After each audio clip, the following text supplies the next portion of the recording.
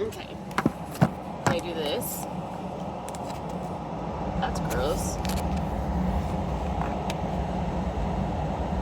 Okay. Okay. Perfect. So, I just had a really good, like, art idea, right? I have had a weekend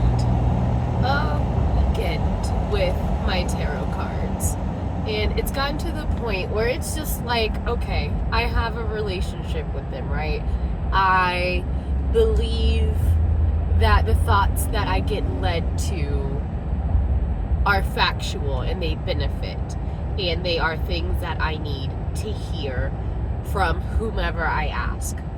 Because I ask nature, I ask the universe, and then I ask my higher self, right? So,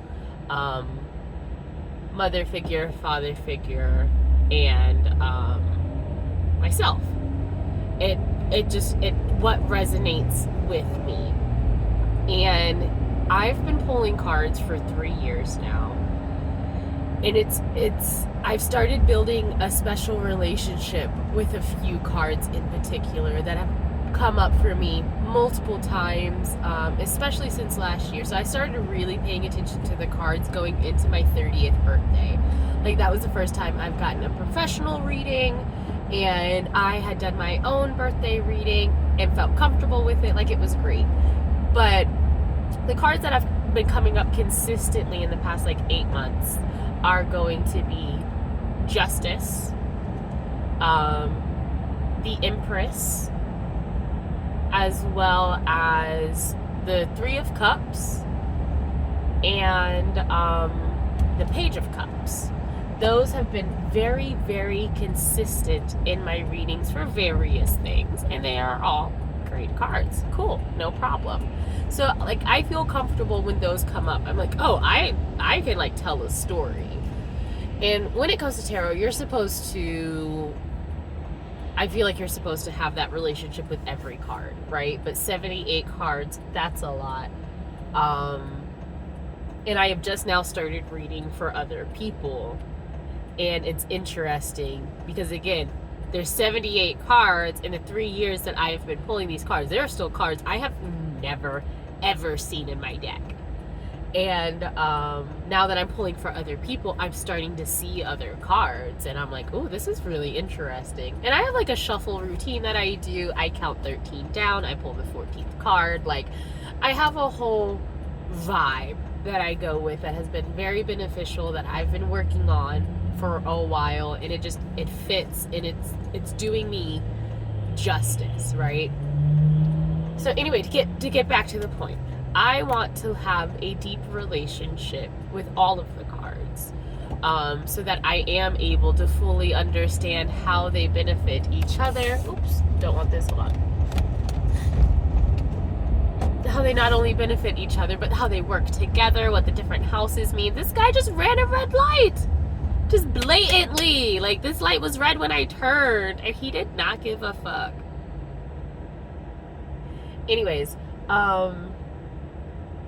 but I usually only research the cards as they come up, right? Which is why I know a lot about a very few amount of cards.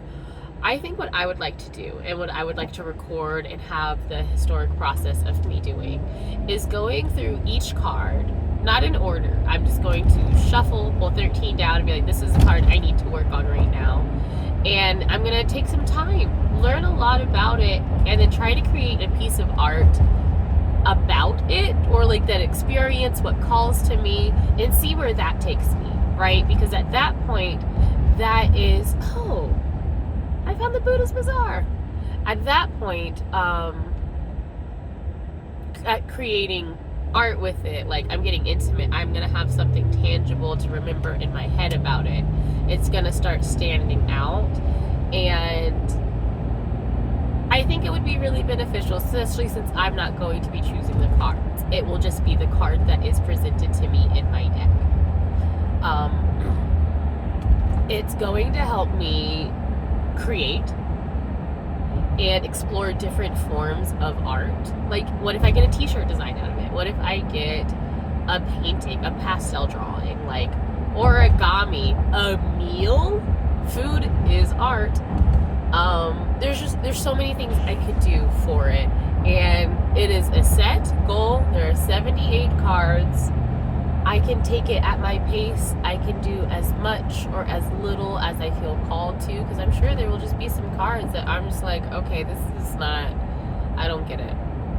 And just go at my own pace. I'm also trying to get the YouTube up, so with me documenting these things and the algorithm wanting around 30 to 40 videos, again, there's 78 cards. It's a whole ass journey. And when I asked where my financial abundance lied, I pulled the Hermit card, and I didn't really understand at first, but it's been coming to me that like I have to dedicate time to be alone, to focus and to record, to benefit and to move forward. And it's so funny because a lot of the modern Hermit cards, you see them like closing electronics, but this is me opening up my camera specifically and recording the time with myself, because I've done a lot of these things in silence, but I think this would be really fun to to have others with.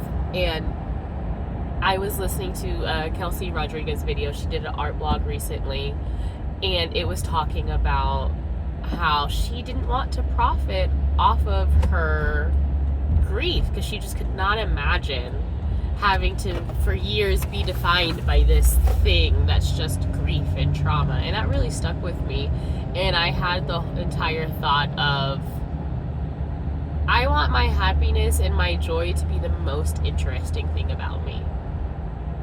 And like this will be great. This will be a joyful, fun thing for me to do, for me to explore. Yeah. So now's the point, right? I'm getting used to this flow where I'm going to ask you to like and subscribe, and let's see how deep into these cards I can get and what art I can create. And I'm really actually excited to have a plan. Jesus Christ, I didn't have one for my art. I was like, I'm just going to create. I created last year, I'll create this year, but at least now I'm like, okay, this is what I am creating. And like tarot's really calling, and it's been a lot, but I feel glad. I feel really glad for this time.